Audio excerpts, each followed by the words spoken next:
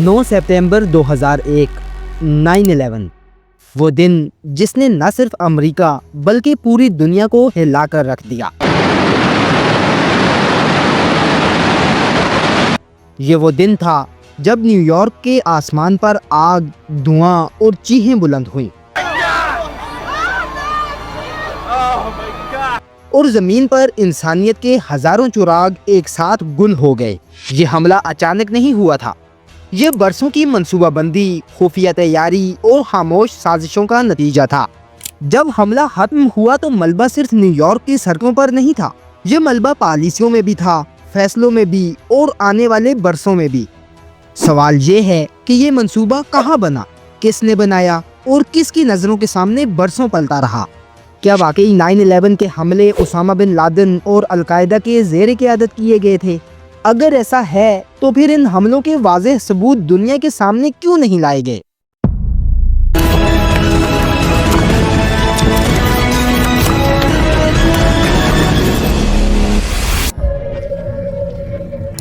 बेउन एहतिशाम के मुअज़्ज़िज़ नाज़रीन, अस्सलामु अलैकुम।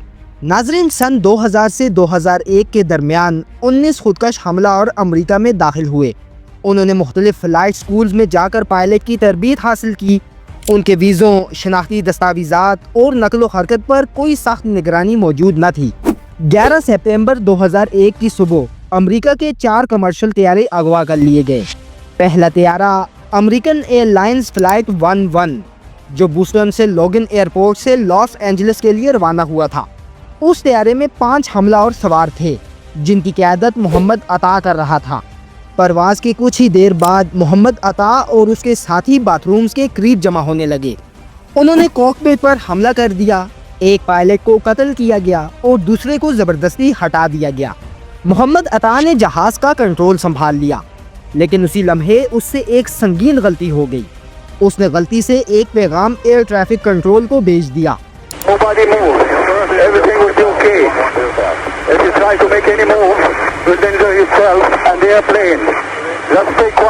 ये पैगाम सुनते ही कंट्रोल टावर में हंगामी सूरत हाल पैदा हो गई। रनवे खाली करा लिए गए और तैयारे की लैंडिंग के लिए तैयारियां शुरू कर दी गईं।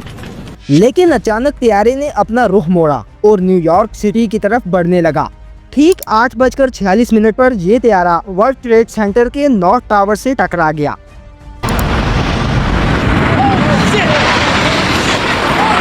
चंद मिनट बाद यूनाइटेड एयरलाइंस फ्लाइट 175 जो बूस्टन से ही रवाना हुआ था, वो भी हाईजैक हो चुका था। इस बार मरवान अश-शेही नामी नौजवान ने तैयारे का कंट्रोल संभाला, जो कि सिर्फ 23 साल का था। उसने भी तैयारे को न्यूयॉर्क की तरफ मोड़ दिया। दोस्तों, उस वक्त दुनिया भर के टीवी चैनल्स पहले हमले की फुटेज दिखा रहे थे। Building collapse in New York. In New York, behind me, down by the World Trade Center. और अक्सर लोग इसे एक हादसा समझ रहे थे, लेकिन अचानक 17 मिनट बाद यानी ठीक 9:03 पर दूसरा तैयारा भी पूरी रफ्तार से वर्ल्ड ट्रेड सेंटर के साउथ टावर से टकरा गया। Holy fuck! अब किसी शक की कोई गुंजाइश बाकी न रही। ये हादसा नहीं था, ये एक मुनज़्ज़म हमला था। नाज़रीन, उस वक्त अमेरिका के सदर जॉर्ज बुश फ्लोरिडा के एक स्कूल में बच्चों से मुलाकात कर रहे थे। पहले हमले के बाद एक मशीर ने आकर कहा, सर, एक तैयारा वर्ल्ड ट्रेड सेंटर से टकरा गया है। लेकिन जैसे ही दूसरा तैयारा टकराया, मशीर दोबारा आया और कहा, मिस्टर प्रेसिडेंट, अमेरिका पर हमला हो चुका है। US was under attack. उसी दौरान तीसरा तैयारा अमेरिकन एयरलाइन फ्लाइट 77 जिसे हानी हंजूर नामी सऊदी शहरी उड़ा रहा था, वाशिंगटन DC की तरफ बढ़ा। ये तैयारा नीची परवाज करता हुआ पेंटागन की तरफ गया, जो दुनिया की सबसे बड़ी दिफाई इमारत और अमेरिकी फौज का मरकज है। ठीक 8:37 पर यानी पिछले तैयारे से 34 मिनट बाद ये तैयारा पेंटागन से टकरा गया। अब दुनिया की नज़रें न्यूयॉर्क से हटकर वाशिंगटन की आग और धुएं पर मरकूज हो चुकी थीं। और अब चौथा तैयारा यूनाइटेड एयरलाइंस फ्लाइट 93 जिसका पायलट ज़ैद जर्राह था, वाहिद तैयारा था जिसका इंजाम किसी को मालूम न था। जब अमेरिकी फ़ौज ने तैयारे की सिमत का तज्ज़िया किया तो अंदाज़ा हुआ कि ये भी वाशिंगटन की जानिब बढ़ रहा है। मुमकिन तौर पर व्हाइट हाउस या अमेरिकी पार्लियामेंट इसका हदफ हो सकती थी। वाइस प्रेसिडेंट के हुक्म पर 2 जंगी तैयारे रवाना किए गए और हुक्म दिया गया کہ اگر یہ طیارہ قابو میں نہیں آتا تو اسے مار گرایا جائے۔ اسی دوران طیارے کے اندر موجود مسافروں کو فون کالز کے ذریعے یہ حقیقت معلوم ہوئی کہ پہلے ہی دوسرے طیارے امریکی عمارتوں سے ٹکرا چکے ہیں۔ یہ سن کر مسافروں میں خوف و ہراس پھیل گیا، لیکن انہوں نے فیصلہ کیا کہ مرنا تو ویسے بھی ہے، کیوں نہ ہائی جیکرز کا مقابلہ کیا جائے۔ مسافروں نے حملہ کیا، طیارے کو ہلانے کی کوشش کی گئی۔ ہائی جیکرز نے کنٹرول سنبھالنے کی کوشش کی، لیکن آخرکار 10:03 پر یہ طیارہ پینسلوینیا کے ایک خالی میدان میں گر کر تباہ ہو گیا۔ Of sparks and fire, and now this دوستوں، یہ واحد طیارہ تھا جو اپنے ہدف تک نہ پہنچ سکا۔ ان چاروں حملوں میں مجموعی طور پر تقریباً 3000 افراد ہلاک ہوئے۔ ان میں سے 200 سے زائد افراد ورلڈ ٹریڈ سینٹر سے چھلانگ لگا کر جان سے گئے۔ پینٹاگون میں بھی سینکڑوں افراد مارے گئے اور ان عمارتوں کا ملبہ صاف کرنے میں اربوں ڈالر خرچ ہوئے۔ آخر کس نے اور کیوں دنیا کی سب سے بڑی سپر پاور امریکہ کے ساتھ ایسا کرنے کی جرت کی؟ پورا امریکہ غصے، صدمے اور انتقام کے جذبات سے بھر چکا تھا۔ چند دن بعد امریکی صدر جارج بش بالآخر پوری دنیا کے سامنے آئے۔ انہوں نے واضح کیا کہ ان حملوں کے پیچھے کوئی ملک یا کوئی حکومت نہیں تھی، بلکہ یہ ایک منظم دہشت گرد حملہ تھا، اور ان حملوں کے پیچھے صرف ایک ہی تنظیم کا نام لیا گیا، القاعدہ، اور اس تنظیم کا لیڈر اسامہ بن لادن۔ وہی اسامہ بن لادن جو اس وقت ہزاروں میل دور افغانستان میں موجود تھا۔ جب پوری دنیا ان حملوں کا الزام اسامہ بن لادن پر ڈال رہی تھی تو اسامہ خود منظر عام پر آیا۔ اس نے الجزیرہ کو انٹرویو دیتے ہوئے کہا کہ ان حملوں سے اس کا کوئی تعلق نہیں، لیکن ساتھ ہی اس کے بعض بیانات ایسے تھے جنہوں نے شکوک کو مزید گہرا کر دیا اور دنیا کو الجھا دیا کہ وہ سچ بول رہا تھا یا سچ کو چھپا رہا تھا۔ کچھ دن بعد محمد عطا کے والد کا انٹرویو سامنے آیا، جس میں انہوں نے کہا کہ میرا بیٹا ایسا نہیں کر سکتا، یہ سب اسرائیلی خفیہ ایجنسی موساد کا کھیل ہے۔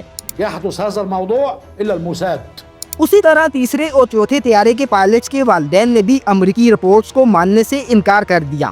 اگر ہائی جیکرز کے ہمدانوں کو دیکھا جائے تو وہ غریب یا پسماندہ نہیں تھے، بلکہ خوشحال، تعلیم یافتہ اور بعض صورتوں میں مغربی تعلیم یافتہ نوجوان تھے۔ اسلام کسی بھی صورت معصوم انسانوں، عورتوں، بچوں اور عام شہریوں کے قتل کی اجازت نہیں دیتا۔ یہ عمل اسلامی اصولوں کے خلاف اور سراسر انسانیت کے قتل کے مترادف تھا۔